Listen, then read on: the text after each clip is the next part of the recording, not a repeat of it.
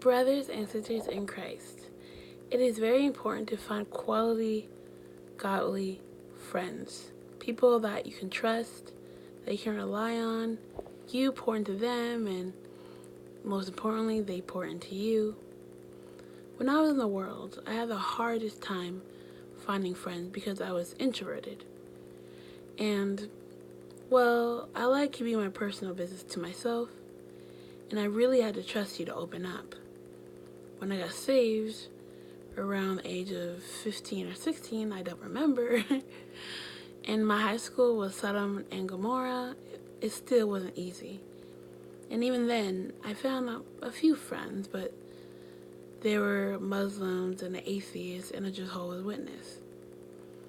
I don't really speak to them much these days, but, I'm an adult now and of age.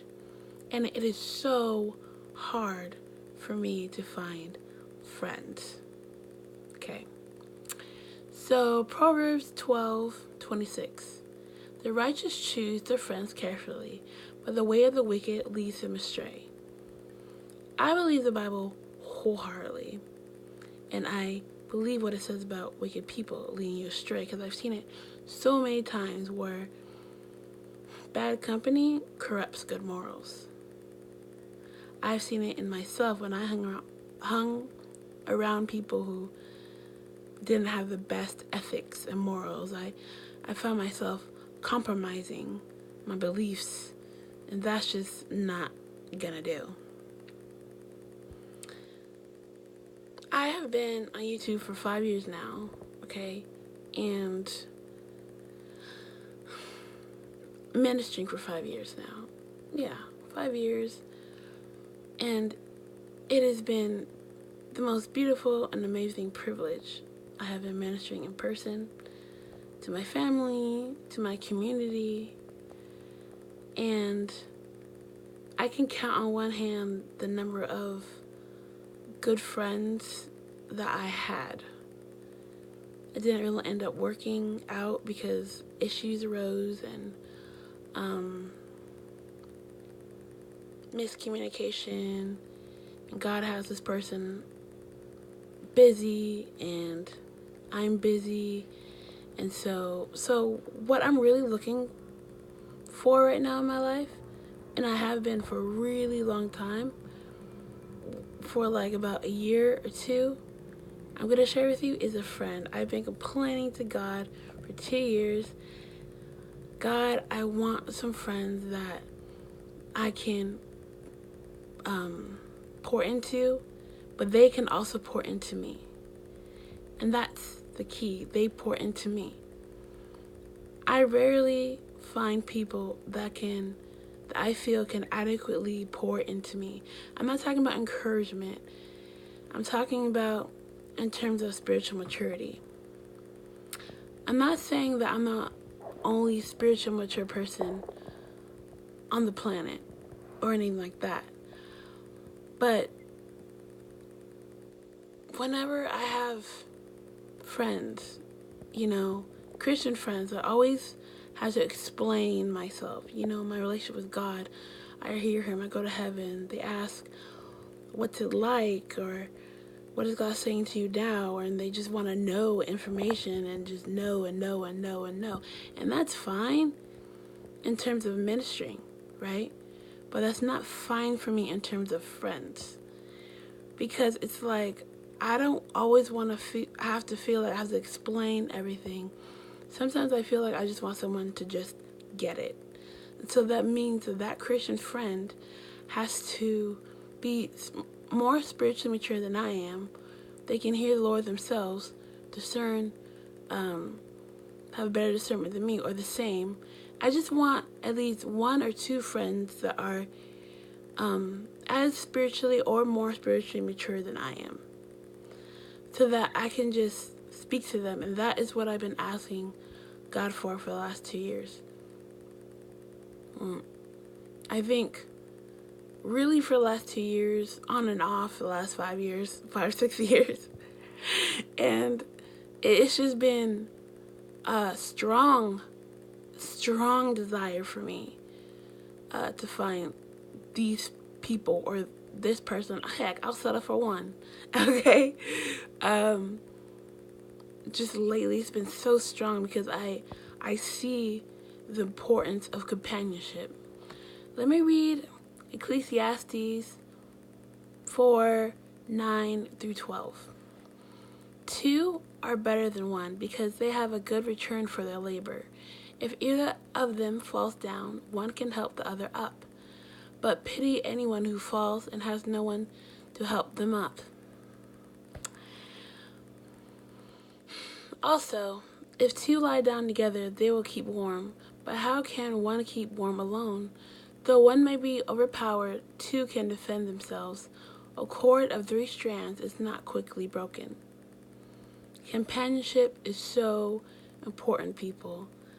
No one lives on an island. No matter how introvert you are, companionship is really important, and life is more enjoyable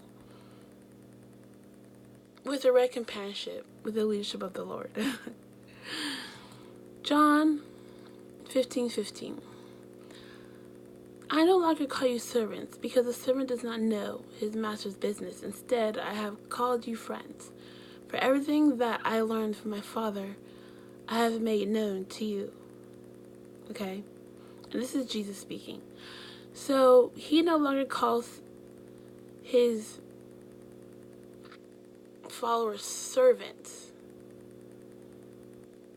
but he calls them friends, because he has made known to them what he's doing from the Father. Friends are two people that walk as one.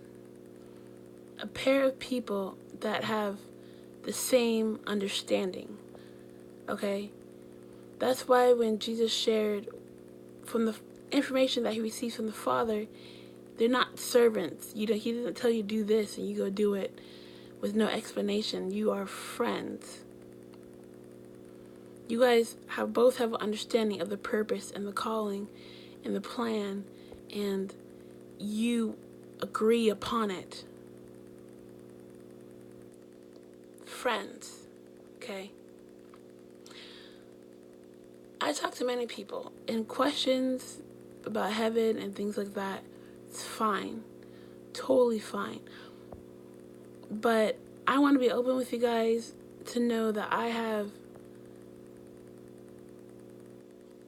no friends that pour into me the way that I want someone to pour into me.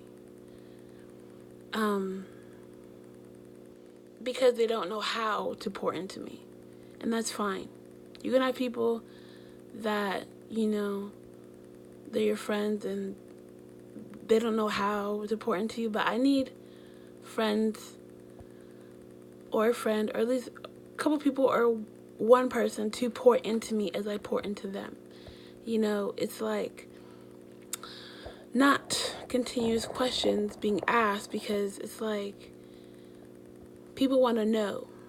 Like, usually my friends want to know information or want me to sit down and tell them about this is what happened or tell me more. It's like, it's so frustrating because I need to be poured into as well. And I'm sharing this with you because I want you to evaluate your friends. Do they pour into you? Are you pouring into them? Okay, you need to surround yourself with people that have the same mindset and have the same spirit.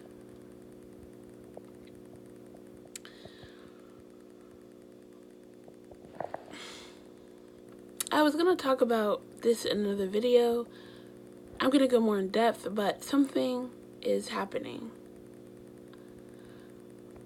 in the spirit realm, actually in the world. Something that will persecute Christians all over the world and in America.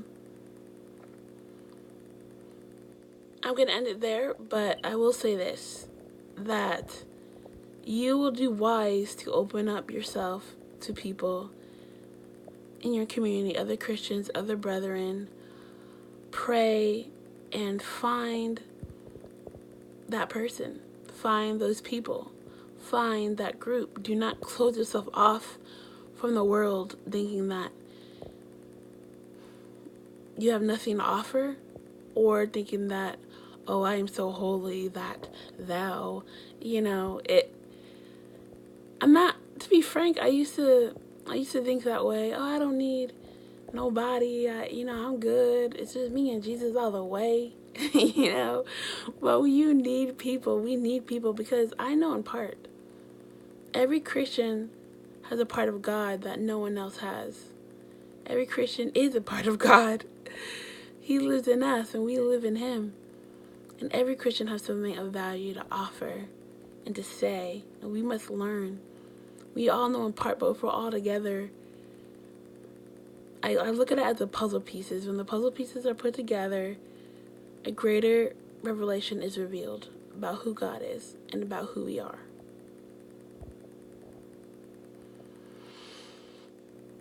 Choose wisely and choose carefully who's your friends.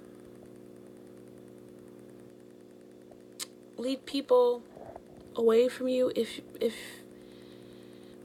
if they discredit you in any way, or you feel like you have to change your morals or ethics, or especially if there are biblical principles, change your friends,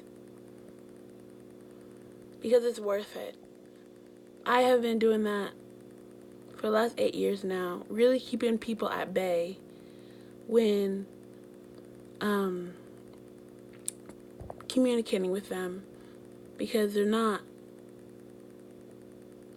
faithful to Jesus Christ. I mean, they're my acquaintances, I talk to them, but I really keep them at bay. It's like small talk. I don't go into deep personal issues or anything like that. Or if there's a person that's really worldly, like really into the world, I keep them, I don't hang out with them as much. I'm slow to communicate. I keep it appropriate. They're not part of my inner circle. I don't keep people. Actually, there's a video by a woman named Lindsey. I gotta find it. I'll put it in the description box, but she makes excellent points about friendships. It's like you have the Holy of Holies, the inner courts, and the outer courts. I have a lot of people in the outer courts. I have one or two people dangling from the outer courts to inner courts. But I have no steady person in my inner courts, and I have no people in my holies of holies. The holies of holies is like your close friends, like the people that you tell your everything to. Okay? Holies of holies. That would probably be reserved for like your mother. My mother's in there. Or your husband. Or like your ride or die friend. Your inner courts are like the people who are there for you, and they give you encouragement and talk to you and they help you out with life. However, you guys have not developed, the relationship is not developed enough where it's like holies of holies.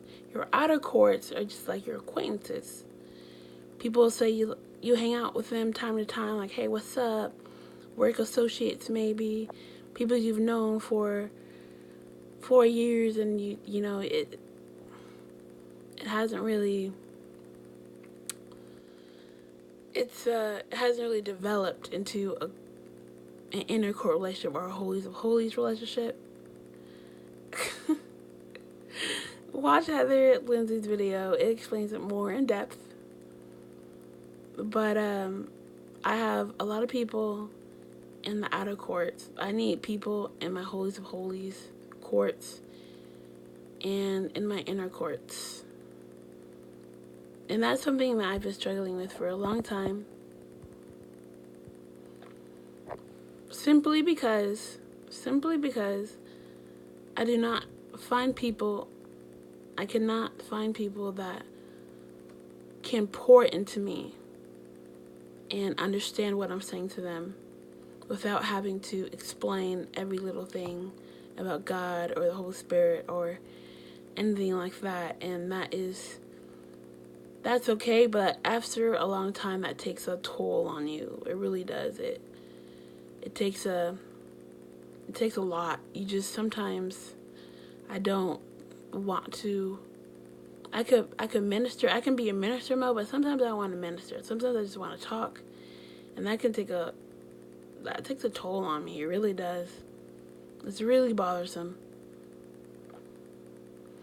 But I'm gonna keep praying for that person, for those people that can pour into me as I pour into them. So I'm just gonna keep encouraged, how it does, how I do. Bye, fam.